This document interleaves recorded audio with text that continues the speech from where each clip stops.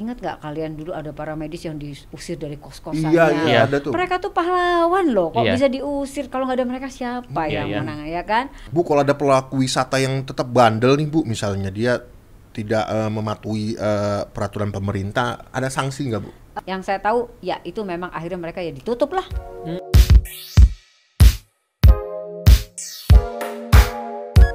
Opini ID Podcast. Balik lagi di The Guru Podcast bersama gue Bapai. Dan gua Gusur. Waduh, semangat banget nih Pak Gusur nih kayaknya. Semangat. Habis ini mau liburan kemana nih kalau habis kelar WFH nih Pak Gusur? Gua kalau pandemi udah kelar, gua mau party ke Bali, coy. Widih. Udah bosen. Udah berapa bulan gua di rumah aja. Tapi kalau ke Bali nggak jangan party-party doang Pak Gusur.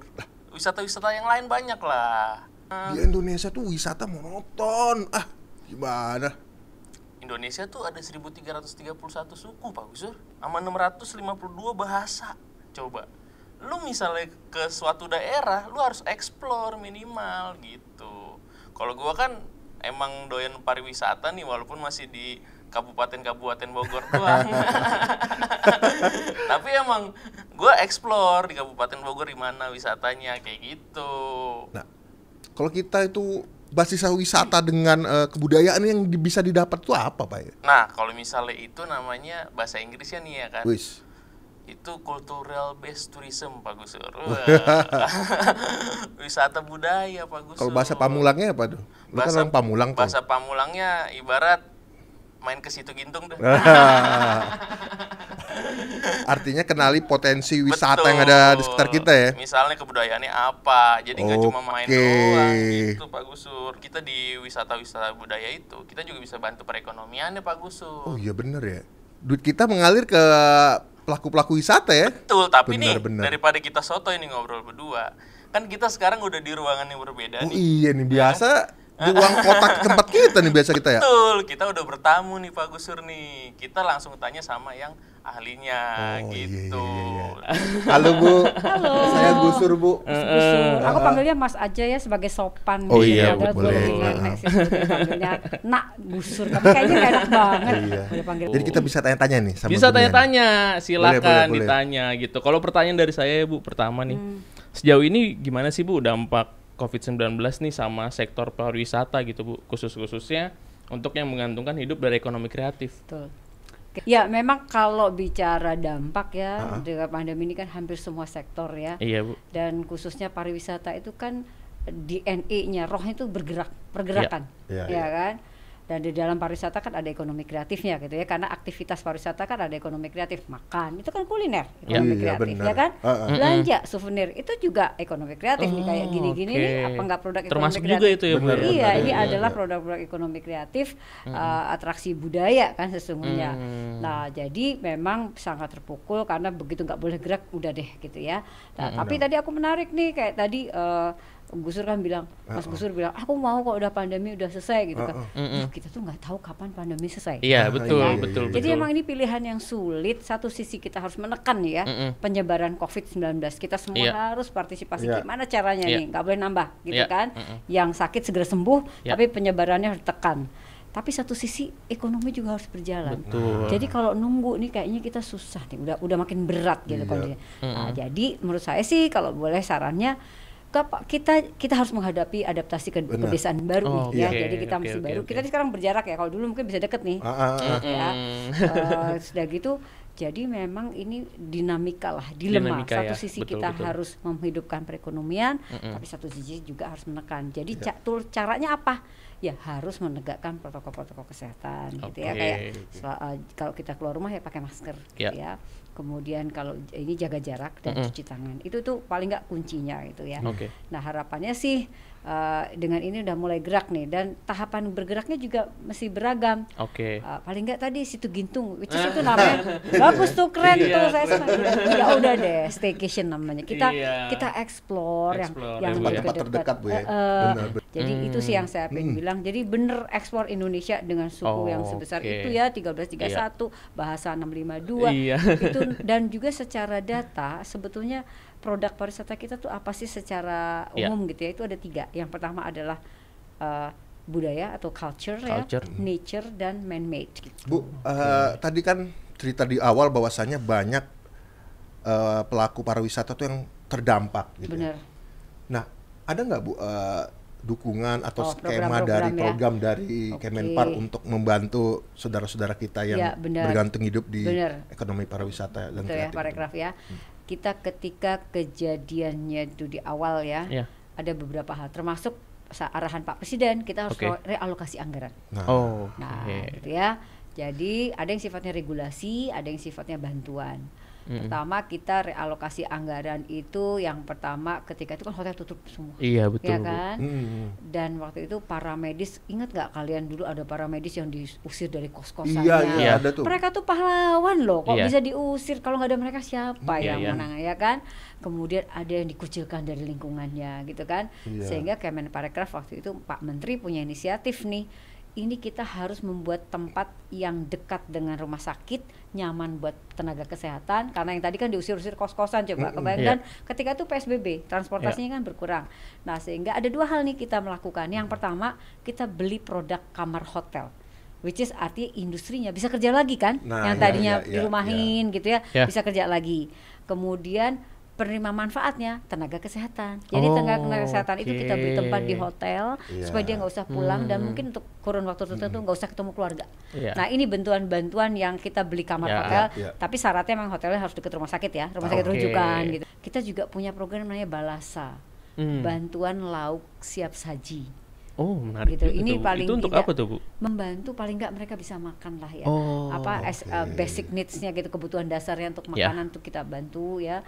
Kemudian juga kita juga bikin program yang sifatnya dia mendapatkan uang itu dengan program BISA, bersih, indah, sehat dan aman. Jadi bersih-bersih. Banyak juga ya programnya yang kita belum tahu ya Bu ya. Kemudian jangan lupa untuk pelaku ekraf nih yang saya pengen ngomong soal ekraf nih. Tadi kan pariwisata ya. Yang ekraf itu kan kalian ngerasain nggak sih ketika PSBB itu kan yang masih jalan tuh kan e-commerce platform kan, GoFood lah apa gitu ya. Nah kita langsung tuh ngebantu untuk part itu karena Jakarta yang paling terdampak duluan, kita ambil 500 UMKM di bidang fashion, kria dan kuliner. Sorry yang gedenya dulu lah, kuliner ya persentasenya, kemudian kria dan fashion. Karena waktu itu makanan kan bagus tuh. Itu kita bantunya apa? Mereka ini kita bantu pendampingan ya, baik sisi pemasaran, kemasan produk sampai gimana bikin video konten-konten, kemana coba kita bawa ke e-commerce platform. Kalau mereka jalan sendiri gitu ya, misalnya lu mau masuk kemana gitu kan, itu bisa 3 bulan. Nah dengan program ini kita 1-2-3 hari karena kita ada MOU dengan semua platform. Kan intinya orang pasti gini kan. Jadi bukan pelatihan dong tapi pendampingan ya Bu ya? Pendampingan sampai produknya tuh ada di e-commerce platform. Nah itu adalah bentuk-bentuk dukungan kita dan itu berjalan nggak sekali ya. Jadi dari mulai Juni karena ada proses admin ya sampai Desember gitu ya. Terus jadi mereka on board. Itu tadi namanya beli kreatif lokal. Beli kreatif lokal. Jadi orang bisa beli ya. Di e-commerce dan itu kita bisa monitor terus nih dashboardnya, kita harus diajarin juga tentang pembukuan. Gitu. Lengkap ya Bu ya berarti ya. Terus udah gitu diajarin juga tentang pajaknya bagaimana. Usaha lu bisa tuh Pak Gusur. Iya. itu yang namanya beli kreatif lokal ya. Udah gitu ada lagi. Nah, kita punya festival. Tadi kan beli kreatif lokal. Kalau ini festival kreatif lokal. Ini kita kerjasama sama Adara. Kalau tadi kan 500 UMKM, ya, di sekitar Jabodetabek karena waktu itu paling terdampak. Sekarang kita dengan Adara harian nambah lagi jadi 1000 UMKM. Tapi nggak cuma Jabodetabek, berbagai daerah. Nah ini kita kerjasama. Jadi intinya membantu mereka untuk lebih kelihatan gitu ya di e-commerce karena memang trennya kan e-commerce ya. Bu, kalau misalnya selain beli kreatif lokal tuh strategi apa lagi sih? Kalau program-program apa lagi sih yang dipunya Kemenparekraf nih Bu buat bantu ekonomi kreatif? Untuk pelaku ekonomi kreatif ya. Jadi selain beli kreatif lokal, kita punya program namanya Ada di Warung. Kalau beli kreatif lokal kan ibaratnya mengonlinekan produk ya kan di e-commerce platform. Kalau ini dibalik. Kalau ada di warung itu di offline kan produknya. Jadi namanya aja ada di warung. Benar-benar ada di warung gitu ya Bu ya. Kita kerjasama sama Toko Pandai ya. Jadi Toko Pandai dan juga Tastemade. Tastemakes-nya itu kan YouTube yang suka ngajarin bikin apa sambel gitu apa kayak gitu kan. Betul. Itu untuk promosi gitu makanan-makanan. Nah, si ada di warungnya ini dengan Toko Pandai, dia adalah kerjasama dengan warung-warung yang di pemukiman biasanya. Gitu. Ada 150 warung nih yang diajak kerjasama. Lah produknya 7 UMKM khusus untuk makanan. Nah, kenapa cuma 7? Ini ada persoalan syaratnya juga tidak mudah. Ini kan persoalan makanan ya, harus yang terdaftar BP POM-nya. Kan ini cemilan sih sebetulnya. Harganya yang 25.000. Nah, si tokonya lagi nih, tokonya itu yang bisa bayarnya nggak pakai cash. Nah, sekarang kan itu bagus kan, memang kita menghindari. Nah, ini jadi ada di warung, beli kreatif lokal, itu adalah program-program yang membantu UMKM. Tapi ada juga loh yang lain, kita memberikan kira-kira income lah buat mereka hadir digital. Show di digital, exhibition, hal-hal seperti itu. Oke, kalau misalnya program buat pengrajin-pengrajin kain gini, ada juga Bu dari Kementerian Pariwisata? Ini namanya kan bagian dari fashion ya. Jadi beli kreatif lokal tuh ada program untuk fashion, kreatif kuliner gitu ya. Jadi ada dalam ininya adalah fashion gitu ya. Kalau ini sekalian saya mau ngomong nih, ini juga nih. Ini kekayaan kita yang luar biasa. Kalau ini Jawa pasti Bu, batik. Nah, ini batik, tapi lu bilang tadi apa nih? Ini corona apa? Nah, itu dia nih, makanya nih dari acara ini mesti tahu nih anak muda ya. Nih, aduh, jadi ini tuh motif batik, Bro, dari Madura. Ini mestinya bunga nih, bukan Madura, virus corona yang begini. Iya, saya ini sel batang ini. Ini pentingnya gitu. Wisata budaya jadi kelihatan nih, kayak Gusur aja nggak tahu ya. Itu Mas Gusur. Jadi itu Madura, kemudian Sasirangan ya Kalimantan, itu batik lagi Madura. Ada Pekalongan, ada juga Jupri Palembang. Jadi kayak kan ini baru batik ya. Yang ini yang tenun. Tenun pun ada macam-macam nih. Songket tenun di ujung. Tenun itu yang Bali ya. Kemudian di songket pun macam-macam. Ada Palembang, ada Padang nih yang itu, ada ini yang unik nih juga nih, tapis Lampung. Ini ya Bu ya? Yang hijau. Yang hijau. Jadi itu beda lagi nih. Sumatera aja ya, selatan, barat, Lampung udah beda. Iya. Kaya banget memang. Itulah kekayaan. Jadi kalian mesti explore, janganlah keluar negeri. Tapi gini nih, Pai. Gue tapi masih takut nih, Pai, pandemi gini kalau mau liburan tuh. Ya, kalau misal liburan kayak gini, Pak Gusur, tenang aja, udah pasti ada protokol kesehatannya kalau misalnya wisatanya udah dibuka. Kalau misalnya belum memenuhi protokol juga pasti belum dibuka. Tapi lu tahu sendiri kan masyarakat kita nih peraturannya udah mantep nih, udah jelas. Tapi tetap bandel, Pai. Nah, itu gimana? Iya, pasti ada aja yang kayak gitu. Makanya nih kita tanya sama Bu Nia ya. Nah, coba. Kira-kira kriterianya apa aja sih Bu tempat wisata yang udah siap dibuka? Oke, yang jelas ya, kita kan nggak bisa ya nahan orang yang udah pengen jalan nih. Kalian pasti udah wah antusias. Tapi ya pesan saya kalau mau jadi wisatawan yang bijaksana dong. Betul. Bertanggung jawab itu artinya apa? Laksanakan protokol kesehatan gitu ya. Karena dari sisi pengusaha tuh udah nyiapin hotel tuh seperti apa, mereka nyiapin pengukur suhu, untuk cuci tangan, hand sanitizer. Mereka sampai nggak ada loh sekarang itu kita buffet. Di serve ya, jadi sendoknya tidak gantian. Artinya apa?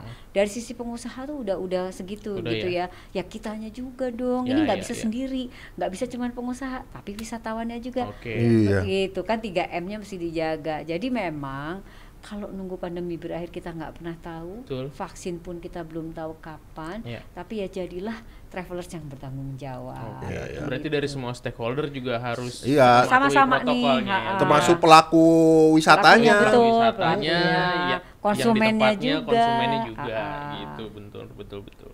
Kalau misalnya sekarang udah ada beberapa wisata sih Bu, kira-kira persentasenya yang sudah memenuhi protokoler gitu misalnya. Ini yang jelas hampir semua kayak hotel, restoran, bandara, pesawat terbang, bis. Saya kira udah menerapin ya. Kita juga, saya kira pemerintah daerah udah ngeluarin nih sertifikat bahwa dia memang sudah menerapkan protokol kesehatan. Nah, nanti dilengkapi dengan sertifikat dari Kemenparekraf yang logonya itu adalah Indonesia Care. Jadi itu tuh untuk bikin orang pede gitu loh. Gua kalau kesini udah aman nih karena udah nerapin udah ada dari Kemenparekraf, udah ada Indonesia ininya, Care. Ya. Nah, Indonesia Care ini nanti kan kita sudah ngeluarin handbook tuh. Ada di website kita apa aja sih kalau untuk restoran, hotel gitu ya. Nah, ini nanti kita labeling, kita kasih sertifikasi Indonesia Care, kita akan bekerja sama dengan lembaga independen tentang itu. Nah, ini juga bentuk pemerintah nih, bentuk dukungan Kemenparekraf terhadap pelaku pariwisata, karena seluruh biaya itu ditanggung pemerintah. Sertifikasinya bukan kan dari mahal pelaku usahanya berarti ya? Nah, jadi pelakunya dibantu juga untuk sertifikasi, karena itu penting loh kalian, kayak sertifikat halal deh, kalau ada halalnya gimana, kan nyaman. Betul. Ini juga begitu. Bu, kalau ada pelaku wisata yang tetap bandel nih Bu, misalnya dia tidak mematuhi peraturan pemerintah, ada sanksi nggak Bu? Itu kan terkait dengan izin ya, izin usaha itu kan dari daerah. Yang saya tahu ya itu memang akhirnya mereka ya ditutup lah. Ditutup lah gitu loh. Jadi jangan nekat-nekat ya, jangan ini. Ada contoh dari Banyuwangi ya yang saya tahu itu mereka tuh punya hari yang tutup. Hari Senin itu tutup untuk hari bersih-bersih. Jadi benar-benar kayak benar-benar nih penerapannya digituin. Ya, jadi kita nggak boleh lengah loh ya. Bener, jangan lengah, ini belum berakhir pandemi. Iya, nah makanya nih kayak Gusur kayak gini kan dia biasanya kalau misal wisata maunya keluar negeri aja nih Bu ya kan. Nah kalau misalnya setelah COVID-19 kayak gini nanti kira-kira gimana sih Bu biar teman-teman bisa di liburan di Indonesia aja? Jadi berdasarkan data gitu ya, di luar negeri juga bagaimana yang akan bangkit duluan tuh memang wisatawan domestik. Ya sekarang border juga belum dibuka kan? Betul Bu. Nah, kita ngeluarin tuh hashtagnya di Indonesia aja. Ya, tadi kalau Indonesia Care lebih kepada protokol kesehatan. Tapi kalau dari sisi gaya liburnya pakai di Indonesia aja. Nah inilah, dan kita juga campaign-campaignnya gitu ya, kita kan memberikan insight-insight bisa ngapain aja gitu. Terus kita juga bermitra dengan pelaku-pelaku, dengan online travel agent, jadi bikin program-program sales supaya mendorong. Jadi protokol Indonesia Care-nya jalan, liburan di Indonesia-nya juga jalan. Oke, sahabat opini, itu tadi bincang-bincang kita dengan Ibu Nia.